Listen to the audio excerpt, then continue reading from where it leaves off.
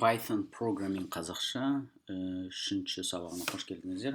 Сабағымызды бастау үшін осы видеоның не кез келген басқа осы сериядағы видеоның сипаттамасына барып, жұмыс жасайтын веб-сайтқа сілтемені мышканың оң жағымен басыңыздар. Ол бізді жұмыс істеу ортасына алып келеді. Үлкейтіп алайық. Біздің shell'ды Python shell'ды. Бүгінгі біздің өтетін тақырыбымыз ол string. Бүгіннен бастап біз деген андамында терминологияларды жаттай бастаймыз. Себебі мен деген терминологияларды аударуға ондай ешқандай құқығым жоқ.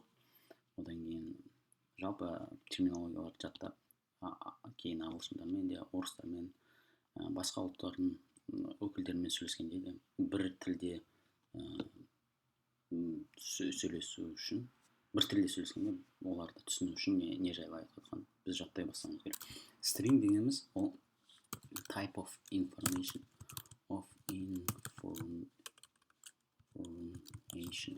type of information дегеніміз информацияның типажы, бір информацияның түрі, инфо түрі.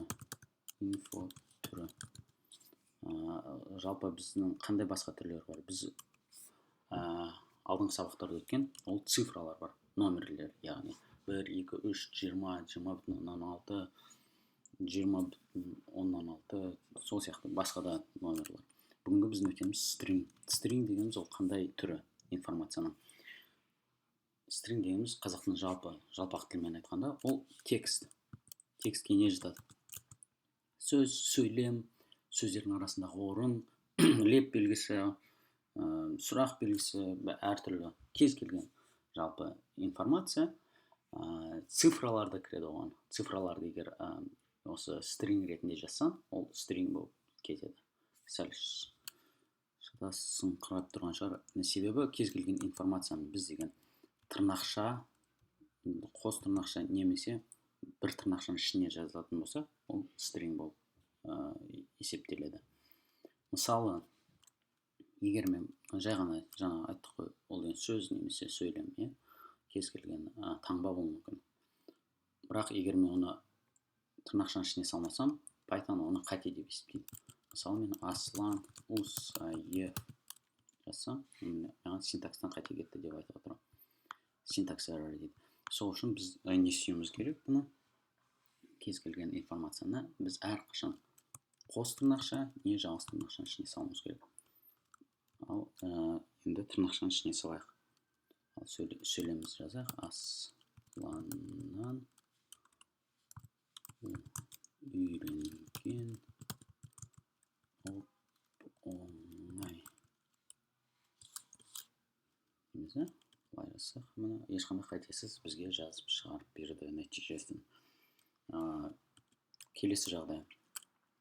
Сіздер жұмысқа тұрып, мысалы Америкаға келдіңіздер. Енді сізден сұраса, қайдансың десе, I'm from Kazakhstan деп айтсаң, оны жалпы Python тілінде string ретінде жазыңыз кезде былай жазасыз. I am from Kazakhstan. Деміз, былай жазамыз. Бұл бізге қате, синтакс қателігін, синтакс error дегеніміз қате деген сөз. Синтакстан қате кетті деп айтып отыр. Не үшін? Себебі Python сөйлем айдың алдында басталып, айдан кейін бітті. Мына қалған информацияны мен түсінбеймін деп бізге жалпы бізге білдіріп жатыр өзінің наразылығын. Сондықтан бұны жалпы fix дейді, бұны түзеудің бір жолы ол оп-оңай. Осы сөйлемді қос тырнақшаның ішіне ала салуға болады. Мысалы, I am from Kazakhstan. Деміз, қос тырнақша алдық. Сол кезде Python шатаспайды, Python шатаспайды. Енді тағы бір жолы backslash дейді. Тағы бір біздің терминология үйренетіміз backslash. Backslash дегеніміз жалпы back деген артқа, slash деген сызықша.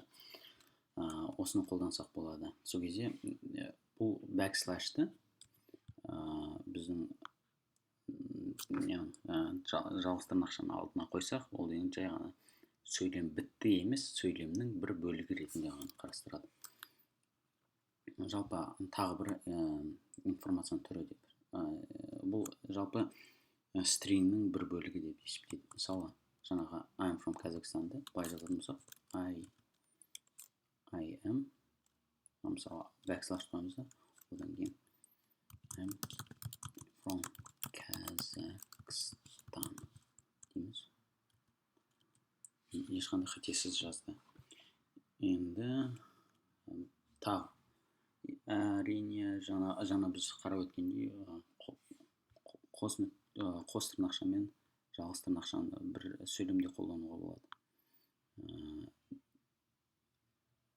Оның мысалы оған мысал келтірмеймін. Мұнда тағы мысалы әжем, мен былай жазатын болсам, осындай стринг жасағым келсе, әжем информацияның түрі қайтадан әжем әрқашан әжемнің сөзін жазам. Алматыға келсең ет асамыз. Алақай деп жазсақ, міне сонда біз қарап отырмыз, бір стрингнің ішінде екі тырнақшаны қолданып шығаруға да болады. Мысалы, әжем әрқашан Алматыға келсең ет асамыз. Бұл әжемнің сөзін келтіріп отырмын. Ал енді келесі, бүгінгі тағы бір осы сабақтың ерекшелігі, біз функцияларды үйрене бастаймыз. Ең оңай функция дегеніміз, ең оңай функцияны үйренеміз бүгін, ол print деген, яғни басып шығару. Оның синтаксы оңай. Print деймізде жақша қоямыз. Жақшаның ішіне әртүрлі информациялар. Біз уже қандай информацияның түрлерін білеміз? Цифраларды білеміз.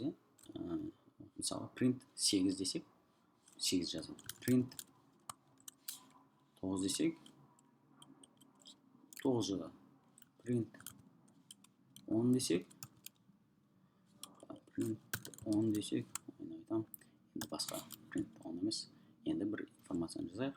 So, print асеке Python оңай екен десеңіз, ол 10-ты жазып шығарады. Асеке Python оңай екен. Алақай.